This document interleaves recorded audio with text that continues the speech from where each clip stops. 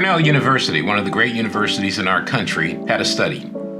And in this study, they showed an increase in depression, alcohol problems, and poor academic performance was related to one simple thing: relationship problems and what I would call a false view of love.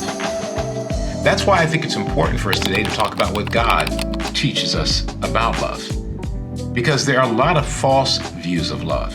And when we're involved in false views of love, it will permeate our family relationships. It will permeate our romantic relationships. It will permeate our friendships in general. A false view of love is the most challenging thing to our capacity to love, in my view, and based on the study by Cornell University, it's documented. An increase in depression, in alcohol problems, and poor academic performance because of relationship problems and what I would call a false view of love. Now, there's a researcher named Kimberly Johnson from Heriot-Watt University in Edinburgh. That's over in Scotland. And they did an incredible study, and this is one thing they learned. Films do capture the excitement of new relationships, but they also wrongly suggest that trust and committed love exist from the moment people meet, whereas these are qualities that normally take years to develop. Have you ever watched a rom-com? You watch one and you think, oh man, that's it. In about an hour and a half, an hour and 45 minutes, you can go from I didn't know the person to we don't get along and we don't like each other to we in love and we're on the beaches of Hawaii enjoying the wonderful love of our life all in an hour and a half or an hour and 45 minutes.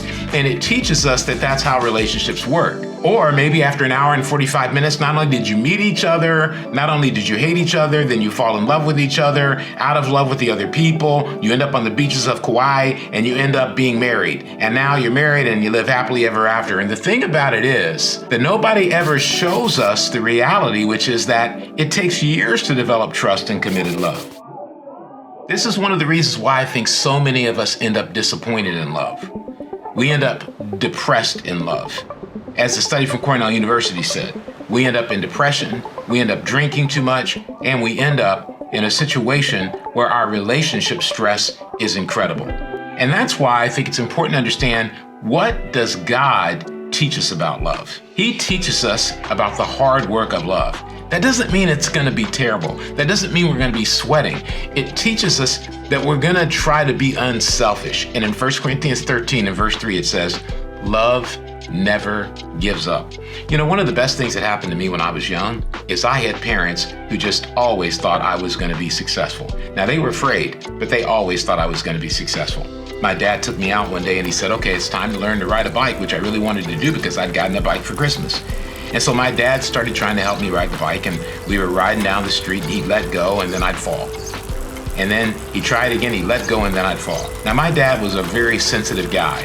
After a while, he couldn't stand it anymore. He couldn't handle watching me fall. So he said, let's take a break. And he went inside the house and he wanted me to come inside, but I wouldn't come inside. I kept riding the bike and I kept falling. And my parents told me this story later on. They wanted to come out and get me and stop me. But they knew if they went out and stopped me from doing what I was doing, I might learn, one, that they didn't believe in me, and two, I might learn to give up. They stood there and watched with pain and tears as I kept riding that bike. And finally, when the bike stayed upright and I kept rolling, my parents were cheering in the window as they were watching. Why? Because love never gives up. Love never gives up on its kids, never gives up on its spouse, never gives up on its friends. Love cares more for others than for self. That's one of the key things about love. The reason love is hard work, because it takes hard work to say no to us, right? Have you ever had a piece of chocolate cake in front of you? You know, the kind with the yellow cake and the chocolate frosting, the dark chocolate frosting, really delicious, one of my favorites. Have you ever had a piece of that in front of you and you knew you needed to kind of stop eating that because the pounds are starting to load up? That's when we have to say no to self. Have you ever tried that? That's not easy. I've tried to say no to myself in front of a piece of chocolate cake, and that fork just moved without me even seeming to have any control of it. It took control of my arm and dug into that cake, and the next thing you know, I was only going to take a bite and it was all gone. Why? Because I couldn't say no to myself. What do we learn? Love cares more for others than for self. A big part of the hard work of love is saying no to me. It's saying no to ourselves. Love doesn't want what it doesn't have. Woo! One of the biggest problems in relationships is envy and jealousy. And so what's the Bible telling us?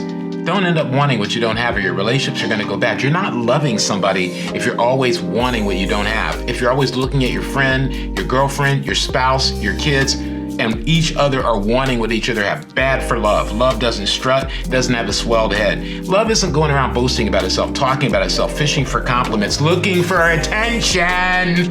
That was one of my big problems with love. Doesn't force itself on others, isn't always me first. You know, sometimes we can be a little bit too much.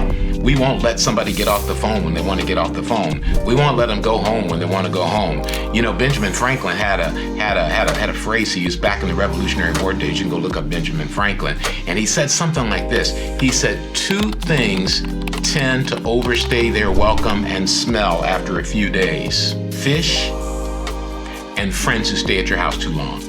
You know, we have to have an attitude of understanding that we can't force ourselves on others. And, you know, sometimes people don't want to tell us it's enough. Sometimes people don't want to tell us, I don't want to marry you. I don't want to be your boyfriend. I don't want to be your girlfriend. I don't want to work for you.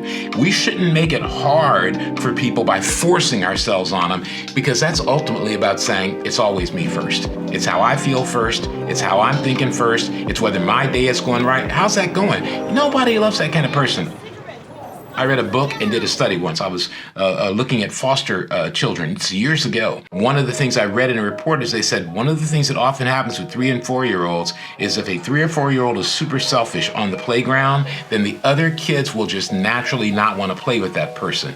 There is something in us as human beings that we just don't want to indulge a selfish person. And so when we're super selfish and we're always me first, people don't want to be close to us. Sometimes we're mad at everybody. Why doesn't anybody love me? Well, some of it's because we are an empty bucket. That's another phrase from the psychological studies that I've done and read about, is we can be an empty bucket where no matter how much people love us, we never get enough. We want to hear people talk to us, say things about us, praise us, be in our corner, send us cards, get us gifts. It never ends. Have you ever felt that sense of never satisfied love? You just never get enough? That's being me first.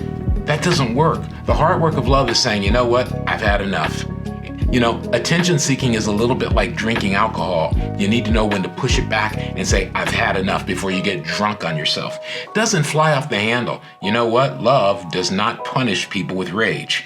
Doesn't keep score of the sins of others. Love doesn't spend time criticizing other people. You know, one of the things we've talked about in the past is being self-hatred. Well, we can cause people to hate themselves if we're always keeping score of where they blow it. We don't want to keep score of where people blow it. We want to help people overcome the limits and challenges of their life. That's what love does. Doesn't revel when others grovel, takes pleasure in the flowering of truth, puts up with anything. Hey, that's love. Trust God always. That's love. Why is that so important? Because ultimately, at some point, people will let us down. Parents will let us down. Spouses will let us down. Boyfriends and girlfriends will let us down. Friends will let us down. Classmates will let us down. Co-workers will let us down. How do we stay loving when people let us down? We trust God always, because God is the source of love. Always looks for the best, never looks back, but keeps going to the end. You know, one of the things about love, it's a beautiful kind of hard work. It's the hard work that Michelangelo did when he did paintings and sculpture. It's the hard work that Albert Einstein did when he had breakthroughs in the theories of relativity and physics.